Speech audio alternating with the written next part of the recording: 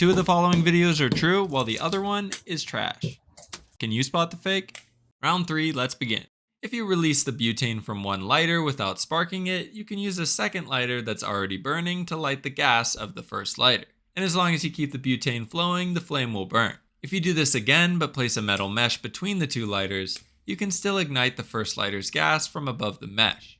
But now the flame will only stay burning above it and won't propagate through the mesh to get to the nozzle of the lighter, even when you put some distance between them like this.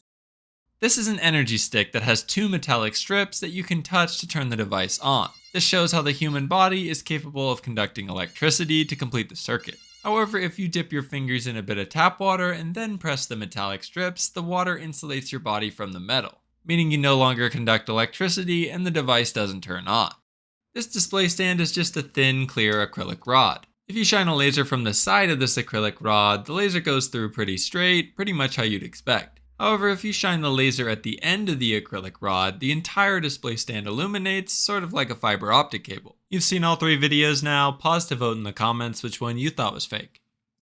If you thought that a thin metal mesh would prevent the propagation of a flame back to a lighter, you'd be correct. And here's what it looks like using Schlieren optics that I set up in my garage. The metal mesh acts as a heat sink that cools the temperature of the flame to below the ignition temperature of the surrounding gas. This demonstrates the principle that Davy lamps use, which were old lamps designed to make mining operations more safe. If you're working in a mine with an open flame lantern, a gas leak like this would be disastrous. Once the gas reaches an open flame, it ignites and creates a giant fireball.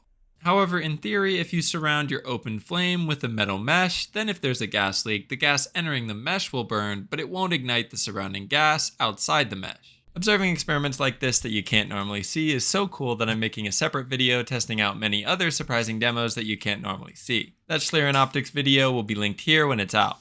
Anyway, thin clear acrylic rods also do work similarly to fiber optic cables in that the laser will internally reflect inside the tube and illuminate the whole thing.